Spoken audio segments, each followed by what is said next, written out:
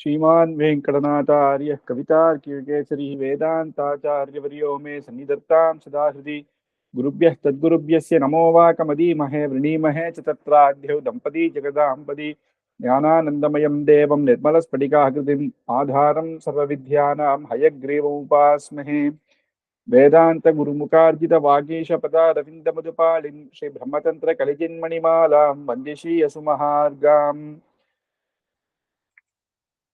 लक्ष्मीपतेर्यतिपतेश्च दयैकदाम्नोः योऽसौ पुरा समजनिष्ठजगद्धितार्थम् राक्यं प्रकाशयतु परमं रहस्यं संवादये सह शरणागतिमन्त्रसारः பெரிய பிராட்டி பெரிய பெருமாள் ரங்கநாதன் சன்னதியில் ஸ்ரீ பாஷ்யக்காரர் ராமானுஜர் செய்த கத்தியத்திரயம் அதை நம்ம பார்த்துன்னு வந்துட்டு இருக்கோம். ஆச்சரியமான மங்களாசாசனம். அதுல முக்கியமாக இப்ப பார்க்க போறது ஸ்ரீரங்க கத்தியம். சரணாகதி கத்தியம் முடிஞ்சு ஸ்ரீரங்க கத்தியம். ஏற்கனவே பார்த்தோம். ஸ்ரீரங்க கத்தியத்திலையும் இப்ப அநேகமான பகவானுடைய கல்யாண குணங்களை சொல்லிட்டு வந்துட்டு இருக்கேன் அப்படின்னு. ஏற்கனவே சரணாகதி கத்தியத்துல சொன்னதுதானே திருப்பி ஏன் சொல்றார் அப்படின்றதுக்கெல்லாம் போன வாரம் 3 விதமான அர்த்தங்கள் சுவாமி வேதாந்த தேசிகன் சாதிச்சது நம்ம பார்த்துன்னு வந்துட்டு இருக்கோம். முக்கியமா என்னன்னா துவயமந்திரத்தை அனுசந்திக்கிறதுன்றதே பாஷ்யக்காரருக்கு ரொம்ப பிடிக்கும். ரசிகராய் அப்படிங்கிறது அந்த துவயமந்திரத்தை நம்ம எப்பயுமே சொல்லலாம், எப்ப வேணாலும் சொல்லலாம், அனுசந்தித்தே இருக்கலாம். ஆனா அப்ப சொல்லும் பொழுது இந்த குணங்கள் எல்லாம் நினைச்சு அதனுடைய அர்த்தத்தை அனுசந்தித்து நம்ம சொன்னா அது இன்னும் ஆச்சரியமாக இருக்கும். நம்மளுடைய பகவத் அனுபவம் நம்மளுக்கு பூர்வமாக கிடைக்கும், புரியும் அப்படின்ற ஒரு இது அதுவே ஆனந்தத்தை கொடுக்கும் அப்படிங்கிறது. அதனாலதான் திருப்பியும் இந்த இதை சொல்றேன். சரணாகதி கத்தியத்துல சொல்லும் பொழுது முக்கியமாக உபாய தசையில இருக்கும் பொழுதுதான் கல்யாண குணங்கள் பூர்த்தியாக சொல்றேன். இங்க சொல்லும் பொழுது உபேய திசை. உபேயம் அப்படின்னா பகவானை அடைஞ்சதுக்கு அப்புறம் அவனுக்கு நம்ம கைங்கரியம் பண்றோம் இல்லையா, அந்த திசையில. அந்த திசையிலயும் இத்தனை கல்யாண குணங்கள் இருக்கிறதுனால தானே அவருக்காக நம்ம உபாயம் பண்றோம்.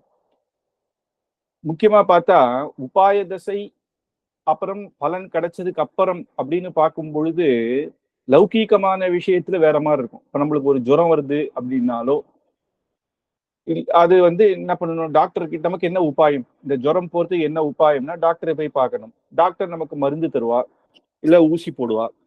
அந்த மருந்து சாப்பிடச்ச கஷ்டங்கள் கசக்கும், இல்ல ஊசி போடும் போது வலிக்கும். அப்புறம் பெரிய ஜுரங்கள் இருந்ததுன்னா ஆப்ரேஷன் பண்ணுவா.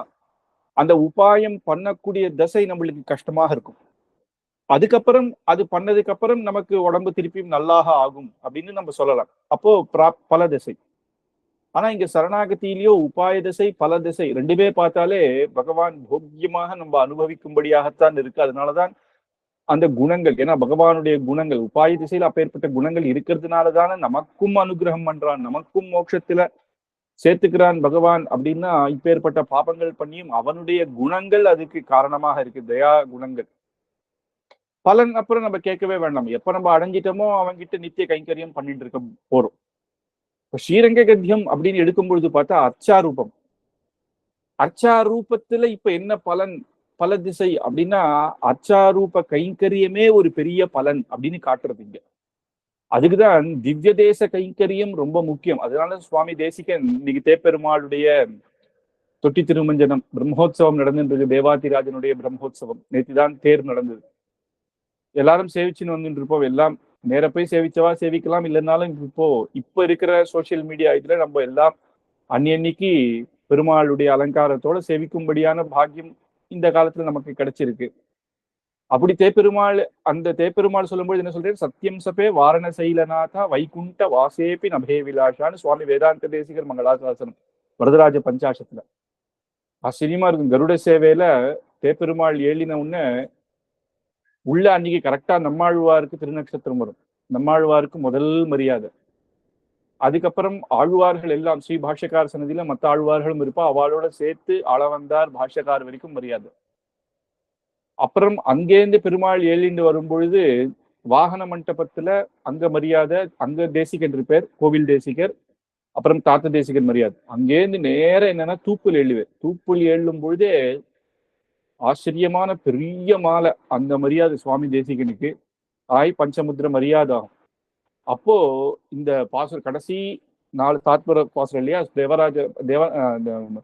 நம்ம வரதராஜ பஞ்சாசத்துல இருந்து கடைசி 4 ஸ்லோகம் சொல்லுவா. அதுக்கப்புறம் ஆச்சரியமான பெரிய சாத்மம் நடக்கும். அப்படி அதுவும் என்னன்னா, ஒரு கொடைய கீழே இறக்கி பெரிய மாலை, அந்த கருட சேவையில அவர் சாத்திட்டு பெரிய மாலை எடுத்துன்னு போய் தேசிகனுக்கு சாத்திட்டு, அப்புறம் அவர் புது மாலை சாத்திட்டு அந்த 2 கொடையை மறுபடியும் ஏத்தி அங்கேருந்து எழுதுவேன். அப்படி ஆச்சரியமா அந்த அந்த திவ்ய தேசத்துல அனுபவிக்க வேண்டிய ஒரு விஷயம். அதே மாதிரி மோகினி அவதாரத்துல உள்ளேயே எழுதிடுவேன். அப்படி அப்பெல்லாமே இந்த ஸ்லோகம் தான் சாத்துவோம். அப்படின்னா என்னன்னா, அந்த வைகுண்டத்தை கூட விட்டுட்டு இந்த தேவராஜனுடைய அந்த தேப்பெருமாளுடைய கைங்கரியமே அதுவே பெரிய பலன் அப்படின்னு, அதுவே ஸ்ரீ வைகுண்ட லோகம் அப்படிங்கிறது. எப்படி ஆழ்வார் ரங்கநாதனுக்கு பாடும் பொழுது இச்சுவை தவிர யான் போய் இந்திரலோகம் ஆகும் அப்படிங்கிற, இந்த திவ்ய தேச கைங்கரியத்தை விட்டுட்டு நான் போய் இந்திரலோகத்துக்கு போவேனா அப்படிங்கிறது. இங்க இந்திரலோகம் அப்படின்றதுக்கு என்னன்னா, பிரம்மா இந்திராதி சப்தங்கள் பரமாத்மா வாச்சகம் அப்படின்னு வியாக்கியானம். இந்திரன்னு சொல்றாரு அப்படின்னா இங்க சொல்றது தேவேந்திரன் அப்படின்னு கிடையாது. இந்திராதிகளுக்கு இந்திரன் சர்வேஸ்வரன், ஸ்ரீ வைகுண்ட லோகம் கூட வேண்டாம், ஸ்ரீரங்கமே போரும் அப்படிங்கிறது. அப்போ அதுக்கு வியாக்கியானம் பண்ணும் பொழுது சுவாமி பெரியவாச்சான் பிள்ளை ஆச்சரியமா பண்றாரு. பெருமாளுக்கு இருக்கிறது உபய விபூதி தானே, ஒன்னு லீலா விபூதி, ஒன்னு நித்திய விபூதி. முதல் பாசுரத்துல நித்திய விபூதி வேண்டாம்னு சொல்லிட்டாரு, இச்சுவை தவிர யான் போய் இந்திரலோகம் ஆளும் அப்படின்னு. அடுத்த பாசுரம் வரும் சொல்றாரு, இந்த பிறவியே எனக்கு வேண்டாம் அப்படிங்கிற. பிறவி எங்க இருக்கிறது? லீலா விபூதியில இருக்கு, இதுவும் எனக்கு வேண்டாம் அப்படின்னு சொல்றாரு. அப்ப என்னதான் வேண்டும்பா? எனக்கு இருக்கிறதோ 2 விபூதி, நித்திய விபூதி, லீலா விபூதி. இது இல்லாம நீ ஒரு விபூதி என்ன, நான் எங்கேக்கு போறது அப்படின்னு கேட்கும் பொழுது அவர் சொல்றாராம், உபய விபூதி இல்ல, உம்மகிட்ட வேற ஒரு விபூதியும் உண்டு. என்ன அப்படின்னா அது திவ்ய தேசம் அப்படின்னா, அந்த திவ்ய தேசத்துல ஒரு கைங்கரியம், ஒரு தூணாய் இருப்பேன்னு குலசேகராழ்வார் சொல்றாரு இல்லையா, மீனாய் இருப்பேனே, படியாய் இருந்து பவளவாய் காண்பேனே அப்படின்னு. அந்த ஒவ்வொரு மண்டபமும் வைகுண்டத்துல இருக்கிற ஒவ்வொரு விஷயமும் எப்படி அபராகிருத்தமோ, திவ்ய தேசங்கள்ல இருக்கிற தூண்கள், திவ்ய தேசங்கள் இருக்கிற அந்தந்த மண்டபங்கள் அது எல்லாமும் அப்ராக்கிருத்தமோ.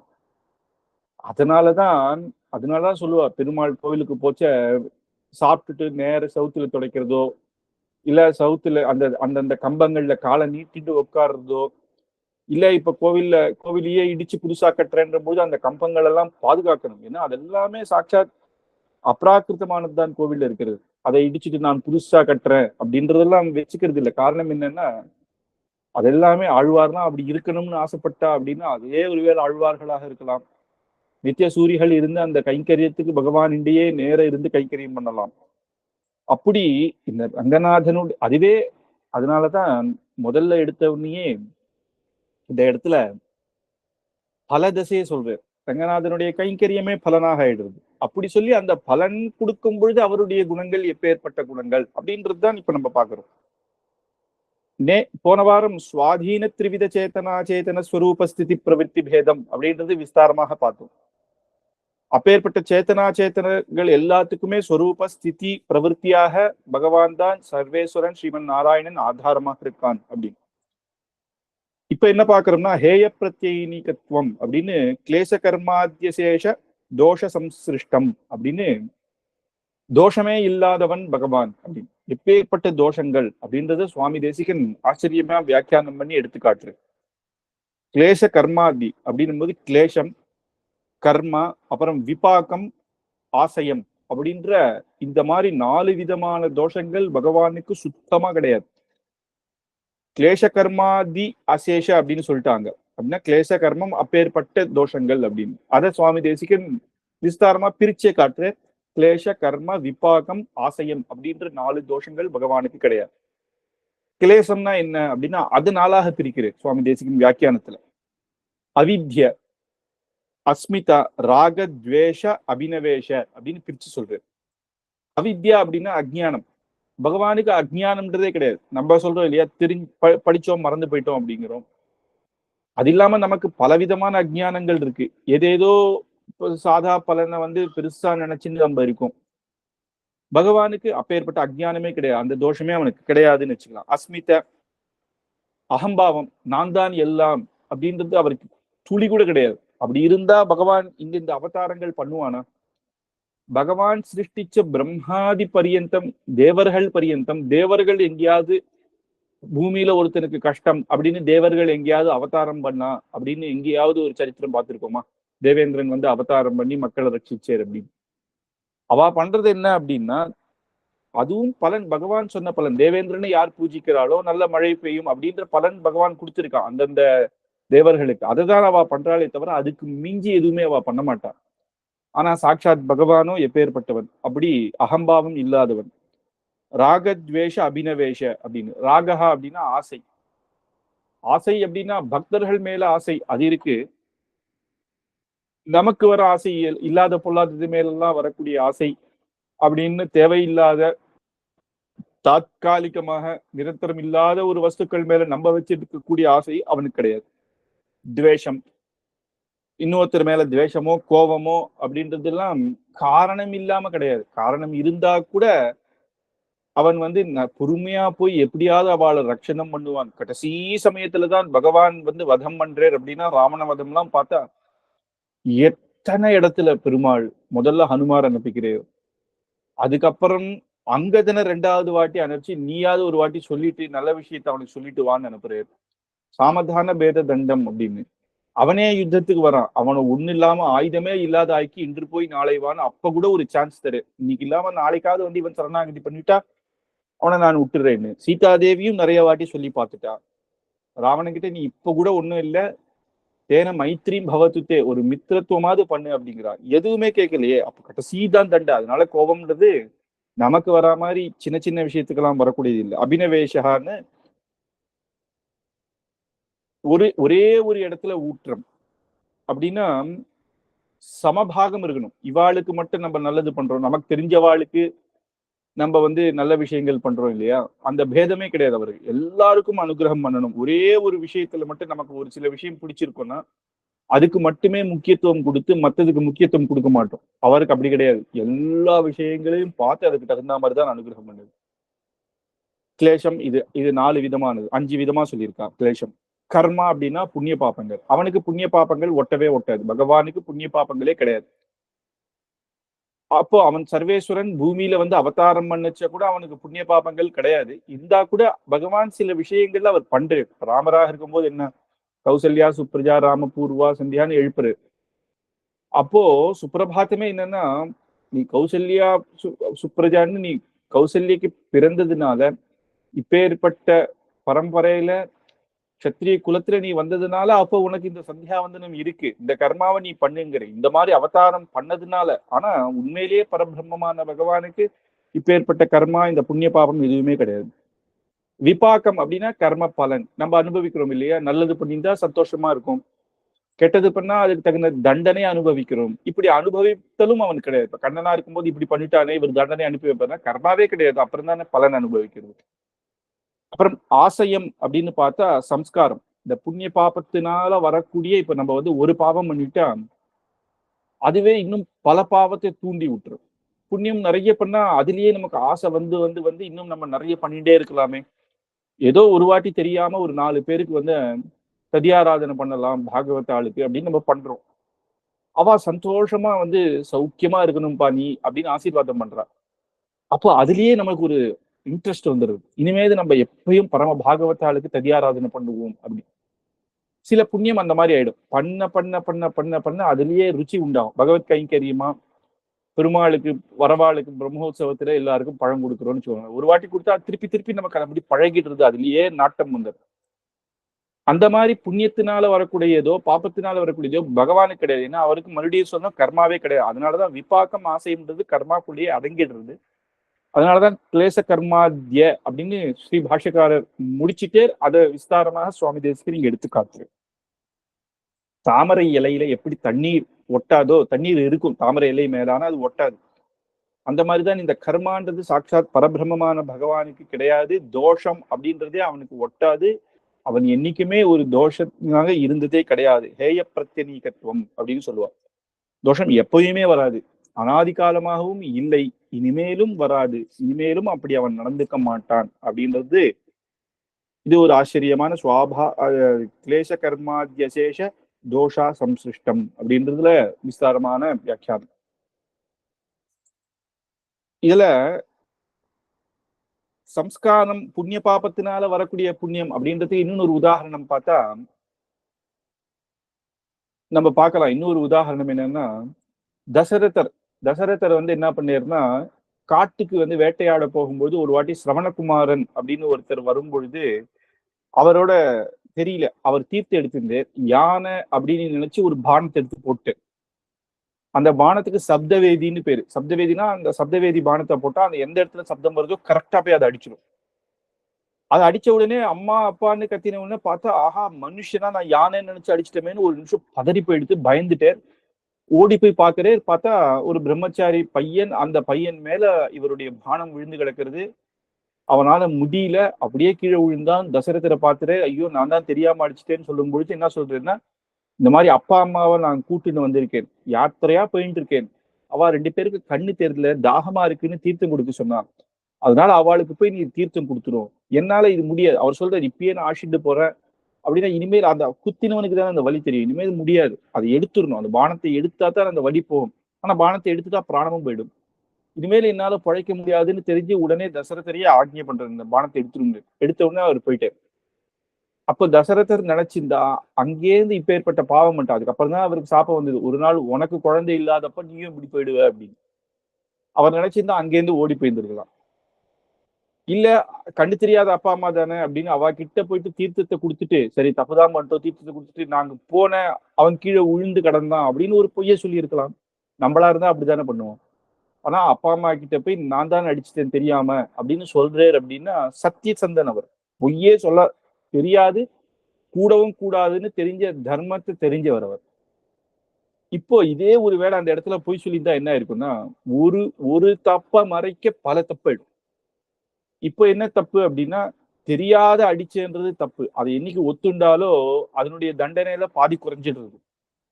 ஆனா தெரியாததை மறைக்க நம்ம பண்ணக்கூடிய தப்புகள் இருக்கு பாத்தீங்களா, அது இன்னும் இன்னும் அதிகமாயிடுது. இப்ப ஒருவேளை அவளே விட்டுட்டு போயிருந்தா, கண் தெரியாதவளை விட்டுட்டு போனான்றது அடுத்த பாவம். அப்படி அப்படி அப்படி மறைக்கிறதுக்காக நம்ம பண்றது ரொம்ப இன்னும் அதிகம். ஒரு கொலை பண்ணா நான் திருப்பி திருப்பி பண்ணணும் அப்படின்னு வந்துடுது இல்லையா, அந்த மாதிரி. அதுதான் இது வந்து ஆசையம் அப்படின்னு பேரு, இந்த சம்ஸ்காரம். இது வந்து புண்ணிய பாபத்தினால இன்னும் இன்னும் அதிகமா பண்ணிட்டு இருப்போம். இதெல்லாம் அவன் கிட்ட எதுவுமே கிடையாது அப்படின்னு. இப்ப கல்யாண குணங்கள் சொல்றேன். स्वाभाविक नवदिकादिशय ज्ञान भलैश्वर्य वीर्य शक्ति तेज सौशील्य वात्सल्य मार्धवार्जव सौहार्द साम्य कारुण्य माधुर्य गांभीर्य औदार्य चातुर्य स्थैर्य धैर्य शौर्य पराक्रम सत्य काम सत्य संकल्प कृतित्व कृतज्ञता संकेय कल्याण गुणगण महार्णवम அப்படின்னு இங்க பகவானுடைய குணங்கள். அது பகவானுடைய குணங்கள்லயே முக்கியமான குணங்கள் 6 குணங்கள். அததான் முதல்ல எடுத்த உடனே சொல்றேன், ஞான பல ஐஸ்வர்ய வீரிய சக்தி தேஜஸ் அப்படின்னு. இந்த 6 குணங்கள் யாருக்கு இருக்கோ பூர்ணமாக அவனுக்கு தான் பகவான் என்று பெயர்.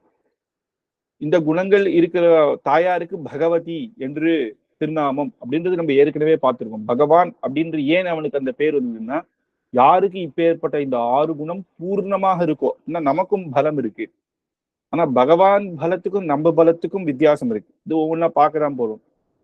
அதனால பூர்ணமாக இருக்கணும்.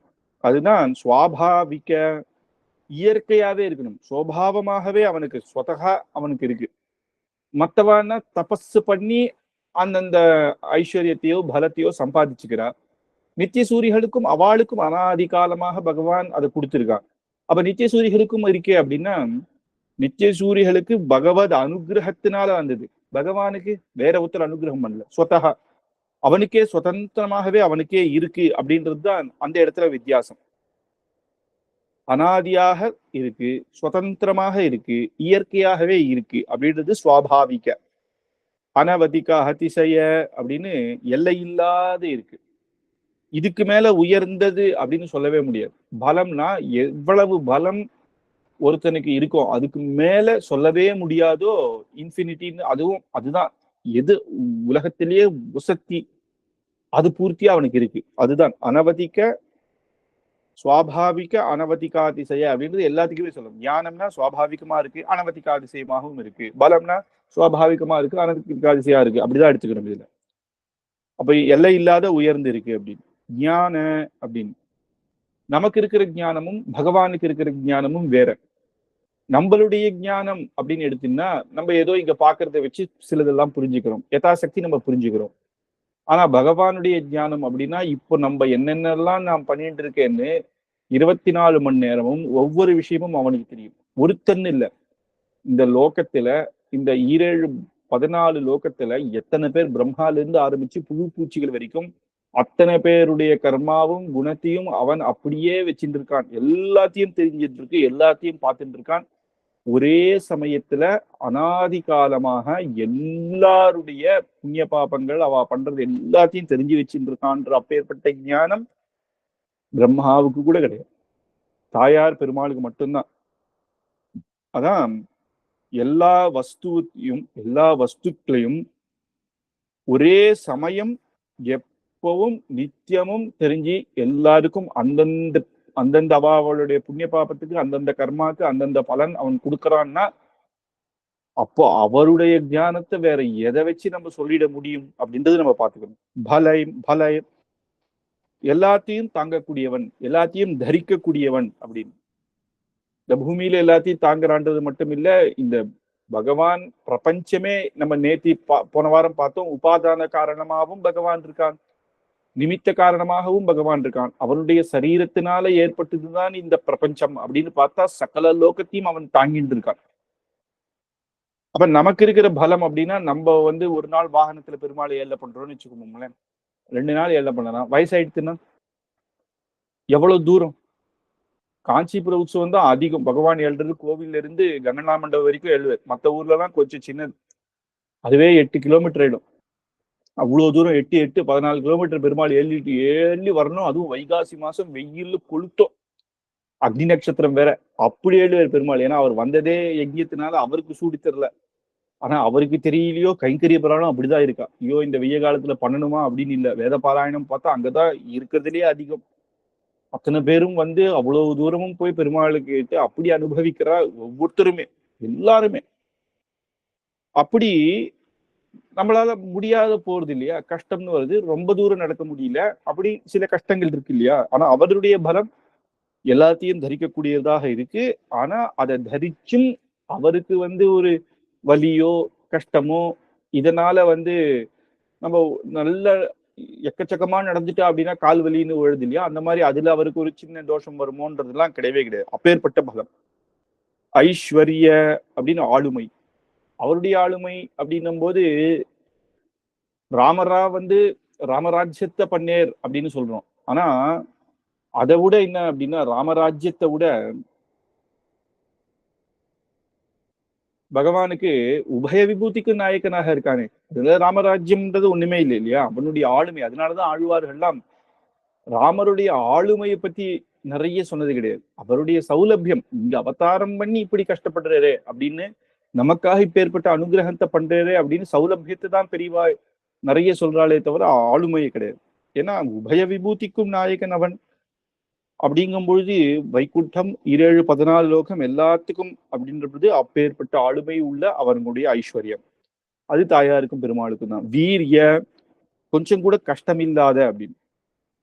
ஏன்னா பலம் இருந்தா போராது, சில பேருக்கு பலம் இருக்கும், ஆனாலும் ஏழை பண்ணிட்டு ரொம்ப தூரம் போறோம் அப்படின்றது அதனுடைய வீரியம் குறையாத இருக்கும். வயசாக வயசாக கொஞ்சம் கொஞ்சமா நம்மளே சொல்லுவோம் இல்லையா, அந்த காலத்துலலாம் 14 கிலோமீட்டர் இங்கேருந்து அப்படியே நான் நடந்தே போயிடுவோம். ஆனா இப்போ முடியல. அப்பேற்பட்ட வீரியம், கொஞ்சம் கூட கஷ்டமில்லாத பண்ணிடுவார் அப்படின்னு. இன்னும் சொல்ல போனா இதுல ஆச்சரியமா ஒரு உதாரணம் வரும். வானரர்கள்லாம் யார் இப்ப லங்க பக்கம் போவா அப்படின்னும் போது ஒவ்வொருத்தரும் ஒவ்வொன்று சொல்றான். நான் 100 அடி போவேன். ஒருத்தர் 100 மொத்தமே 100 யோஜனை விஸ்தோரியம்னா ஒரு 10 அடி 10 இதுக்கு நான் தாண்டுவேன் அப்படிங்கிறார். ஒவ்வொருத்தரும் ஒவ்வொன்று சொல்லும் பொழுது அங்கதன் என்ன சொல்றான், நான் 100 யோஜனையும் தாண்டிடுவேன் அப்படிங்கிறான். அப்படியா, சந்தோஷம் அப்படின்னா, திரும்பி என்னால வர முடியாது, அது எனக்கு கஷ்டம் அப்படிங்கிறான். அப்போ ஜாம்பவான் சொல்றதுதான், நீங்கெல்லாம் என்னடா சின்ன பசங்களா இருந்து இப்படி பண்றீங்களே, நான் அந்த காலத்துல என்ன தெரியுமா பண்ணேன், பெருமாள் திரிவிக்ரமாவதாரம் எடுக்கும் பொழுதே 3 வாட்டி பிரதட்சணம் பண்ணேன். திரிவிக்ரமாவதாரம் பண்ணும் பொழுது அவர் எப்படி லோகத்தையே பெருசா இருக்கு இல்லையா, அவரை பிரதட்சணம் பண்றதுன்னா இந்த பூமியவே பிரதட்சணம் பண்ணாதான் பண்ண முடியும். அப்பேற்பட்ட பெருமாளை நான் 3 வாட்டி பிரதட்சணம் பண்ணேன் அப்படின்னு. அப்படியா சுவாமி, நீர் கிளம்போம் அப்படிங்கும்போது, அது அந்த வயசுப்பா, இப்ப முடியுமான்னு என்னால அப்படிங்கிறது. அது வீரியம் குறைஞ்சிடுறது போக போக வயசாக ஆக. அந்த மாதிரி எதுவுமே குறையாம கஷ்டமும் இல்லாத. அடுத்தது சக்தி. சர்வத்தையும் செய்யக்கூடியது. சிருஷ்டி பண்றதுன்னா எத்தனை சிருஷ்டி அனாசாயமா சிருஷ்டி வந்து சங்கல்ப மாத்திரத்துல பண்ணிடுறாரு அப்படின்னு. உபாதானம் நிமித்த காரணம் அப்படின்னா எல்லாமே அவன் தான். இந்த மாதிரி அமையவே அமையாது. நம்ம பார்த்தோம் உபாதான காரணம்னா எதை வச்சு பண்றார், யார் பண்றா அப்படின்னு. நிமித்தம்னா யார் பண்றான்னு. எதை வச்சு பண்றேன்னா தன்னுடைய சரீரத்தினாலே தான் பண்றாரு. யார் பண்றாருன்னா பெருமாளே பண்றாரு. இந்த மாதிரி ரெண்டுமே சேர்த்து யாருக்குமே வராது. சாதம் பண்றேன்னா நான் சாதம் பண்றேன், எதை வச்சு பண்றேன்னா அரிசியை வச்சு பண்றேன். என்னாலேயே பண்ண அப்ப என்ன வச்சே பண்ண முடியாது இல்லையா. ஆனா இந்த பிரபஞ்சம்ன்றது பகவானுடைய சரீரம். இதுக்கு ஒரே உதாரணம் சொல்லணும் அப்படின்னா வேதாந்தத்திலேயே சொல்லப்பட்டதுதான் ஸ்பைடர் எக்ஸாம்பிள். அந்த ஸ்பைடர் அப்படின்னு இருக்கு இல்லையா, அது கூடு கட்டுறது. அந்த கூடு கட்டும் பொழுது அது அப்படியே வலையா சுத்தி சுத்தி சுத்தி சுத்தி கட்டுறது இல்லையா. அந்த வலைன்றது எதுன்னா அது வேற எங்கேருந்தோ எடுத்துட்டு வர வஸ்து கிடையாது. அதிகே அதனால அது தயார் பண்ண முடியும் அப்படின்னா தன்னுடைய வாயிலேருந்தே அது வருது. கொஞ்சம் கொஞ்சம் கொஞ்சம் கொஞ்சம் கொஞ்சம் கொஞ்சமா அதை விட்டு விட்டு விட்டு விட்டு விட்டு பெருசா வலை பண்ணிட்டு இருக்கு. திருப்பியும் அங்கேருந்து வேற இடத்துக்கு போகணும்னா என்ன பண்ணணும்னா தன்னை அப்படியே திருப்பி அதை இழுத்துடும். அதுக்குள்ள அதை இழுத்துட்டு திருப்பி வேற இடத்துக்கு போகும். திருப்பி கூடு கட்டும் அப்படின்னு பண்றதும் அதுவே. அந்த வஸ்துவும் அதிலிருந்தே உற்பத்தியார ஒரு விஷயத்தை வச்சுதான் அந்த கூடு அது கட்டுறது. இதுதான் ஒரு ஆச்சரியமான உதாரணம். வேதாந்தத்திலே சொல்லப்பட்ட ஒரு உதாரணம். அப்பேற்பட்ட சக்தி அது பார்த்துட்டோம். தேஜஸ் இன்னொரு ஒருத்தர் உடைய உதவி இல்லாத பண்றது அப்படின்றது தான் தேஜஸ். அது அவ்வளவு சுலபமா எல்லாருக்கும் வந்துருமா அப்படின்னா அது ரொம்ப கஷ்டம். ஏன்னா பெருமாளை எல்ல பண்ணணும்னே வச்சுப்போமே, ஒரு காரியம் பண்ணணும்னா ஒருத்தராலேயே எல்லாத்தையும் பண்ணிட முடியாது. 2 பேராவது நமக்கு வேணும். இல்ல ஒரு 4-5 பேர் சேர்ந்து பண்றோம் எல்ல பண்றோம் அப்படின்னு. ஆனா வேற ஒருத்தர்கிட்ட போய் என்னைக்காவது பகவான் பிரம்மா ருத்ரர் தேவதர்கள் எல்லாம் என்னைக்காவது உதவி கேட்டிருக்கிறா? அவாதான் பகவான் கிட்ட உதவி கேட்கிறா. அப்படின்னா அவர் ஒருத்தராலேயே சாமர்த்தியமா தாயாரும் பெருமாள் அப்படின்றது 2ஆ பிரிக்க கூடாதுன்னு சொல்லிட்டார். 2 பேர் சேர்ந்தே பண்ணிடுவா அப்படின்றதுனால தேஜஸ், அப்பேற்பட்ட தேஜஸ் அப்படின்னு இந்த 6 குணங்களும் சேர்த்து இருக்கிறவன் சாட்சாத் பூர்ணமாக சுவாபாவிகமாகவும் அனவதிகாதிசையன்னு எல்லை இல்லாத உயர்ந்ததாக இருக்கிறது சாட்சாத் பகவான் அப்படின்னு. மற்றவா எல்லாருக்கும் நித்திய சூரியர்களுக்கு கூட இருக்கேன்னா அது பகவத் இச்சா மாத்திரத்துல பகவத் அனுகிரகத்துல மாத்திரத்துல மற்றவாளுக்கு வருது. இவருக்கு சுத்தகாவே இருக்கு அப்படின்னு. அதனாலதான் வயிற்றுல எல்லாத்தையும் பகவான் அடக்கிறேர் பழைய காலத்துல அப்படின்னா எப்படி முடியும்? லோக பிரபஞ்சங்கள் எவ்வளவு பெருசா இருக்கு, அவர் வயது எவ்வளவு சின்னதா இருக்குன்னா விதைக்குள்ள அப்ப ஏற்பட்ட ஆலமரத்தினுடைய சக்தி உள்ள இருந்தா மாதிரி அப்படின்னு போன வாட்டி நம்ம பார்த்தோம் இல்லையா. அது இந்த குணங்கள் ஏன் இந்த குணங்கள் முக்கியம் அப்படின்னா மற்ற எல்லா குணங்களுமே இந்த 6 குணங்களுக்கு கேட்டகரியில வந்துடும் அப்படின்றதுனாலதான். அது ஸ்ரீபாஷ்யத்திலையும் பாஷ்யக்கார் விஸ்தாரமாக சொல்லியிருக்காரு. இப்ப சௌசீல்யம் வாத்சல்யம் அப்படின்றதுலாம் ஞானத்துல ஒரு அங்கமாக ஆயிடும். பகவானுக்கு இப்ப ஏற்பட்ட பக்தர்களை பார்த்தா அனுகிரகம் பண்ணணும் அப்படின்றது அப்படின்னா அது ஒரு விதமான அவருடைய பழக்கங்கள், ஞானம் பழக்கங்கள் அப்படின்னு. இந்த எல்லா மற்ற சொல்ல போற எல்லா குணங்கள் அனாதி காலமாக இருக்கு. அதனால்தான் இவர் முக்கியமான குணங்களை சொல்லிட்டு குணகண மகார்ணவம் அப்படின்னு முடிச்சிட்டாரு. குணகணங்களாக இருக்கு அப்படின்னு. அதுல முக்கியமான குணங்கள் சொல்றாரு. அதுலயும் மிக முக்கியமான 6 குணங்கள் சொல்லிட்டாரு. இப்ப இனிமே சொல்ல போது இதுக்கு அங்கம்னு வச்சுக்கலாம்.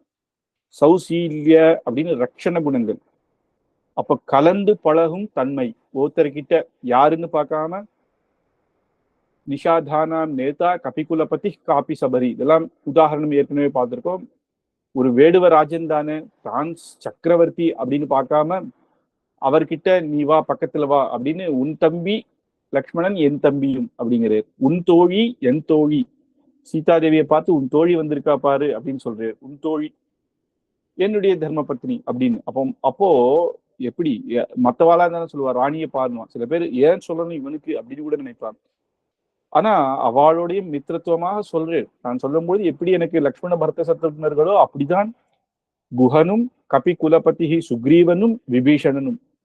அப்ப 6 அண்ணா தம்பிகள் எனக்கு அப்படிங்கிறது. விபீஷன் யார்? ராட்சச அசுரன் தானே அப்படின்னு பார்க்கல.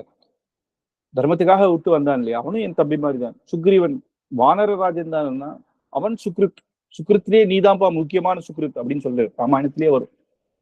ஏன்னா விபீஷணனை சேர்த்துக்காதேன்னு ஏன் சுக்ரீவன் சொல்றாருன்னா தனக்கு பயம் இல்லை, அவன் எங்க ராமருக்கு ஏதாவது தீங்கு பண்ணிடுவானோ அப்படின்னு. அப்படின்னா என்ன சொல்றேன்னா, நீ நீ கவலைப்படுறது எனக்கு புரியுது. எனக்கு ஏதாவது நடந்துருமோ தானே நீ கவலைப்படுற, அதனால உன்னை போல சுக்ரித் கிடையாது அப்படிங்கிறது. அப்படி கலந்து பழகிறது. குச்சேல குப்ஜாசா விரஜைவத்தையோ மாலுகிறது. இது கிருஷ்ணாவதாரத்துல குப்ஜை, அப்புறம் மால்யவான், குப்ஜா அப்படின்றவாளோட எல்லாம் எப்படி இருந்தேர் அப்படின்றதெல்லாம் அங்க எடுத்து சொல்றோம். அது சௌசீல்யமான குணம். இதுதான் முக்கியமான குணம். ராமோ விக்கிரகவான் தர்மஹா அப்படின்னு யார் சொல்றா? இந்த வாக்கியம் ரொம்ப முக்கியமான வாக்கியம். ராமோ விக்கிரகமான் தர்மஹான்னு எல்லாம் நம்ம ஆச்சாரியர்கள் எல்லாருமே சொல்றா. இது ஆனா முதல்ல சொன்னது யார் அப்படின்னா மாரீச்சன் தான் சொல்றாரு ராமாயணத்துல. ராவணன் வந்து அவன் ஒரு பிளான் போடுறான். மாரீச்சா நீ மானா போ, நான் பின்னாடி வந்து நான் சீத்தையை எடுத்துன்னு அபகரணம் பண்றேன் அப்படின்னு சொல்லும் பொழுது இந்த கதைக்கு அவன் தான் சொல்றான், ராமர்கிட்ட வச்சுக்காதப்பா விக்கிரகவான் தர்மஹா அப்படின்னு. ஏன்னா தர்மத்துக்கு ஒரு ரூபம் அப்படின்னு ஒண்ணு இருக்கு. தர்மத்தை நம்ம நேர பார்க்க முடியுமா? ஒருத்தர் பண்றதை வச்சுதான் நம்ம சொல்றோம். தர்மத்தை நேர பார்க்க முடியாது இல்லையா? அப்படி ஒரு ரூபம் அவருக்கு இருந்ததுன்னா அதுதான் சாட்சாத் ராமன் அப்படின்னு சொல்றதே மாரீச்சன். மாரீச்சன் யாருன்னா ராமருக்கு விரோதி. அவன் அம்மாவான தாட்டகையே வதம் பண்ணிட்டு, அப்புறம் சுபாகுன்னு அவன் அண்ணனையே வதம் பண்ணிட்டு, ஆனா கூட அவனுக்கு அப்பேற்பட்ட இது என்னன்னா அந்த இடத்திலேயே அவன் நேர ராமர் எப்ப பார்த்தானோ அவன் அப்படி புரிஞ்சுக்கிட்டான். அவ்வளவு சுலபமாக தாட்டகையை வதம் பண்ணிட முடியுமா? அப்ப நம்மெல்லாம் இவ்வளவு அதர்மம் பண்ணதுனாலதான் அவன் அடிச்சான் அப்படின்றத புரிஞ்சுட்டான். அதனாலதான் ராமர் வந்து மாரீச்சனை அடிக்கல, வதம் பண்ணல. கடைசியா 2வது வாட்டி திரும்பி வரும்போது தான் வதம் பண்றது. ஏன்னா ராமர் வந்து முதல்லயே ஒருத்தர் இவன் திருந்துவான்னு தெரிஞ்சா ஒரு சான்ஸ் கொடுத்துதான் பார்ப்பாங்க.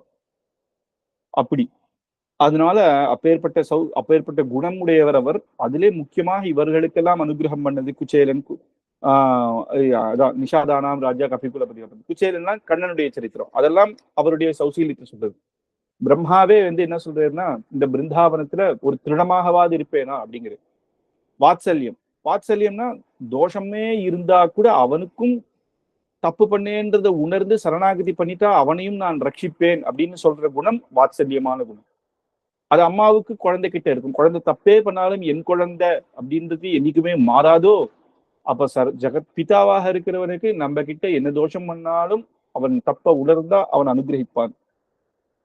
விபீஷண சேர்த்துக்காதன்னு இல்ல, ராவணனே வந்தா கூட நான் சேர்த்துப்பேன் அப்படிங்கிறது. ஏன்னா ராவணன் தான் நேர துரோகம் பண்ணான். சீதாதேவி அபகரிச்சுட்டு போனது ராவணன் தான், விபீஷணன் எதுவுமே பண்ணல. விபீஷணையே சேர்த்துக்க கூடாதுன்றா. அதுக்கு அவர் சொல்ற விபீஷணன் என்னப்பா பண்ணா, அவரை விடு, ராவணனே வந்து சரணாகத்தின்னு பண்ணா கூட அவனையே நான் சேர்த்துப்பேன் அப்படின்னு சொல்றதுதான் வாட்சன். காக்காசுரனுக்கு அனுகிரகம் பண்ணலையா? மார்தவார்ஜவ அப்படின்னு மிருதுவாக இருக்கிற தன்மை, ஆசிரித்தரை பிரிஞ்சு இருக்கவே முடியாது அவனால. பக்தர்கள் எங்க இருக்காலும் அங்கதான் பகவான் இருப்பான் அப்படின்றது திவ்ய தேசங்களே நம்ம பார்க்கலாம். எந்த திவ்ய தேசத்துல முக்கியமா பெருமாளுடைய அனுகிரகம் அதிகமா இருக்கணும், எங்க பக்தர்கள் அதிகமாக வராலும். மிருதுத்தன்மை, நேர்மை. அவன் வந்து சரீர மனசு வாக்குனாலேயும் எல்லா விதத்திலையும் நேர்மை. வாக்குனா பேசச்ச ஒண்ணு, மனசுல ஒண்ணு வச்சுட்டு பேசுறவா அப்படின்றது நம்ம மனுஷ இதுலதான் பார்க்கலாம். சொல்றது ஒண்ணு, செயல் ஒண்ணு, சரீரத்தினால செயல் ஒண்ணு அப்படின்னு. இந்த மாதிரி எல்லாம் எதுவும் இல்லாத மனோவாக்காயே கல்பித்தம் அப்படின்னு மனசு வாக்குனால சரீரத்தினாலையும் ஒரு நேர்மை. சொன்னதுதான் தர்மம், அதை விடாம பண்றது அப்படின்றது தான் மார்த்தவ ஆர்ஜவ. சௌஹார்த, நல்ல எண்ணம். எப்பயுமே லோகத்துல எல்லாருக்கும் அனுகிரகம் பண்ணணும், எல்லாரையும் உஜ்ஜீவனம் பண்ணணும் அப்படின்ற நல்ல எண்ணமே. பெரிய மகான்களுக்கு அப்படி உண்டு, ஆச்சாரியர்களுக்கு உண்டு. யார் வந்தாலும் அனுகிரகம் பண்ணணும். சில ஆச்சாரியர்கள்லாம் ராத்திரி வந்தா கூட ஏதாவது சாப்பிட இருக்காடா பாவண்டா அப்படின்னுவா. எப்பயுமே நல்லா இருக்கணும் அப்படின்னு நினைக்கிறதுவா. லோகத்துல எல்லாரும் நல்லா இருக்கணும். என்ன ஒருத்தர் திட்டினா கூட அவன் கூட நல்லா இருக்கட்டும்டா, என்னடா ஏதோ திட்டிட்டு போறான்னு தெரியாம பெருமாள் அனுகிரகம் பண்ணட்டும் அப்படின்னு நினைக்கிற குணங்கள் மகான்களுக்கு ஆச்சாரியர்களுக்கு உண்டோ, அத மாதிரி பகவானுக்கும். அப்பேற்பட்ட சௌஹார்த சாமிய அப்படின்னா சமமா நினைக்கிறது, பக்ஷபாத்தமே இல்லை. அசுர குலத்திலையும் பிரஹ்லாதனை தான் பக்த சக்கரவர்த்தி ஆக்கினார் நரசிம்மர். அவருக்கு பட்டாபிஷேகம் பண்றது இல்லையா, தன்னுடைய மடியிலேயே உட்கார வச்சு கைகளே கிரீட்டமாம், தன்னுடைய கண்ணில் வர ஜலமே தீர்த்தமாம், மடியே சிம்ஹாசனமா வந்து நீ என்ன வரன் வேணும்னு கேட்கிறது. எனக்கு வரனே கேட்க கூடாது, இன்னைக்கு கேட்கல என்னைக்குமே கேட்க கூடாதுன்ற ஒரு வரனை கொடு அப்படிங்கிறது. அப்பேற்பட்டவர் பிரஹ்லாதன். சொல்றாரு, நீதான்ப்பா என்னுடைய பக்தர்களுக்கு நீதான் சக்கரவர்த்தின்னு சொல்றேன்னா அவருடைய எப்பேற்பட்ட அனுகிரகம். அந்த மாதிரி அவன் வந்து யாரு, தன்னுடைய சொந்த சத்ரு, அந்த சத்ருவனுடைய புள்ள அப்படின்னு பார்க்கல, அவன் பக்தன் தான். அப்பா எப்படியோ இருந்துட்டு போறா. அதனால சமமா பாக்குறது. காருண்ய தயாகுணம், தயாசத்துக்குமே பூர்த்தியாக பார்த்திருக்கோம்.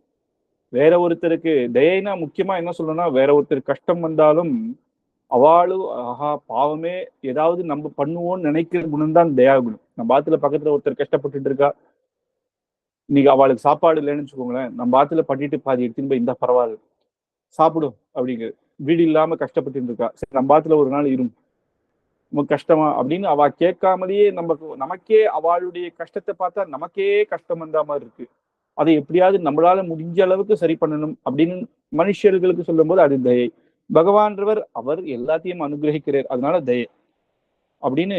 காருண்ய மாதுரிய இனிமையானவன், மனத்துக்கு இனியான் அப்படின்னு ராமர் சொல்லலையா, அப்படி எல்லாருடைய மனத்துக்கும் இனியான் தான். ஏற்கனவே பார்த்தோம், எல்லாருடையம்னா பக்தர்களுக்கு மனத்துக்கு இனியான். ரிஷிகள்லாம் வசிஷ்டாதிகள்லாம் அவரை ராமர் அப்படின்ற குணத்துல ஈடுபட்டா அப்படின்றத காட்டிலும், பரத சத்ருகளான தம்பிகள் ஈடுபட்டான்றதை காட்டிலும், ரிஷிகள்லாம் காட்டுல அவர்கிட்ட பக்தியாக ஈடுபட்டான்றதை காட்டிலும் இங்க பார்த்தா துஷ்டர்களே. மாரீச்சன் சொன்னோம், மாரீச்சன் எப்படி ஸ்தோத்திரம் பண்றான் பெருமாளை. சூர்பனக மூக்க வெட்டிட்டே லக்ஷ்மணர், ஆனா கூட நேர ஓடி போய் சொந்த அண்ணா கரதூஷணர் கிட்ட போய் அழறாவ. அழச்ச கூட என்ன சொல்றான்னா, அப்பேற்பட்ட அழகு ராமன், அவர் எப்பேற்பட்டவர் தெரியுமா அப்படின்னு அவர் ஸ்தோத்திரம் தான் பண்றா. அவர் ஸ்தோத்திரம் பண்ணி அப்பேற்பட்டவர் என் மூக்க அறுத்துட்டேர் அப்படின்னு சொல்ற. அதனால அந்த இடத்துலயும் ராவணனே ஸ்தோத்திரம் பண்றான்.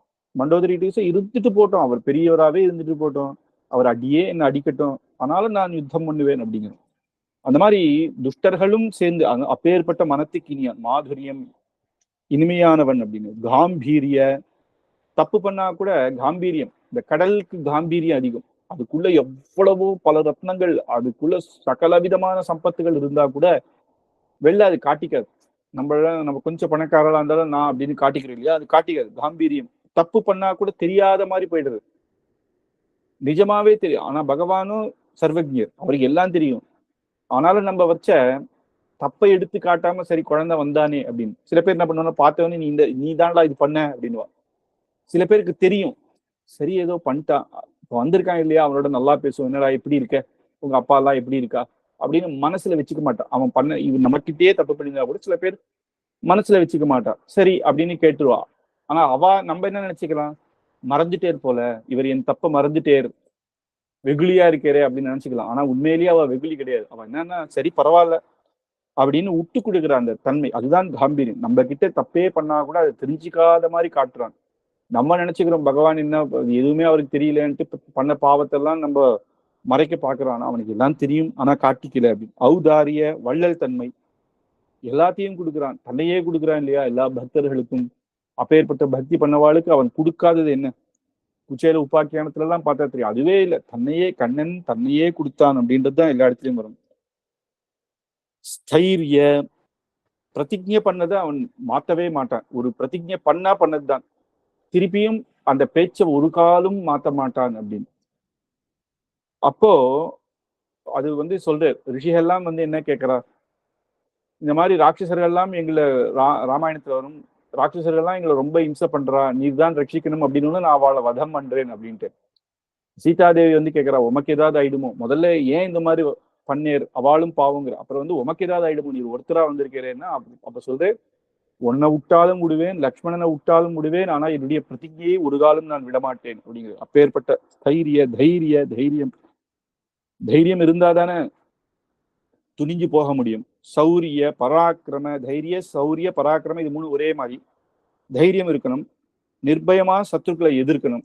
இப்போ அவள்லாம் எப்படி அந்த சக்கர வியூகம் எது பண்ணாலும் அடிச்சு உள்ள போறது சௌரிய. அபிமன்யு உள்ள அடிச்சுட்டு போனா இல்லையா, தைரியம் இருக்கணும். முதல்ல தைரியம் இருந்தாதான் அவளை யுத்தம் பண்ணி உள்ள போக முடியும். பராக்கிரம, உள்ள போனா போறாது, ஜெயிக்கணும்.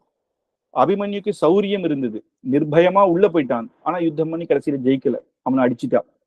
ஆனா பகவானோ அவனுக்கு எல்லாமே உண்டு, தைரியம் சௌரியம் பராக்கிரமம், ஜெயிக்கிறதும் உண்டு, அத்தனை பேரு நிர்பயமான சத்துருக்களை எதிர்க்கிற தன்மையும் உண்டு, தைரியம், அப்பேற்பட்ட தைரியமும் உண்டு. சத்தியகாம, நித்திய உபய விபூதியும் உடையவன் அப்படின்னு. சத்தியகாம, அவன் எல்லா இந்த உபய விபூதியும் தனக்கு போக்கியமாக வச்சிருக்கான் அப்படின்றது. சத்திய சங்கல்ப, சங்கல்பத்தினாலேயே சகலத்தையும் நடத்திடுவான் அப்படின்னு. கிருதித்துவ கிருத்தஜ்ஞதா, செய் நன்றி மறக்கிறவன் அப்படின்னு கிருத்தஜ்ஞதா. கிருதித்துவ அப்படின்றதுக்கே 6 அர்த்தங்கள் சுவாமி தேசிகன் சொல்லிருக்கு. கிருத்தஜ்ஞதா அப்படின்னா ஒருத்தன் செஞ்சதை அவன் மறக்கவே மாட்டான். ஏதோ ஒரு ஜென்மால எப்பயோ நம்ம ஒரு அஞ்சலி பண்ணா கூட அதையும் அவன் மறக்கவே மாட்டான். அஞ்சலி தானே, நம்மள அந்த அஞ்சலி தானே பண்ணான், எவ்வளவு பாவம் பண்ணியிருக்கானு, ஆனா அதை அவன் மறக்கவே மாட்டான் அப்படின்னு. கிருத்தித்துவைக்கு 6 அர்த்தங்கள் சுவாமி தேசிகன் சொல்லிருக்கே. இது நம்ம அடுத்த வாரம் பார்க்கலாம். அப்பேற்பட்ட குணகணம் மகார்ணவான் அப்படின்னு பல குணங்கள் அவருக்கு இருக்கு அப்படின்றதோட இந்த வாரம் முடிச்சுக்கலாம். கவிதார்த்திக சிம்ஹாய கல்யாண குணசாலினே ஸ்ரீமதே வெங்கடேஷாய வேதாந்த குரவே நமஹ. அடி.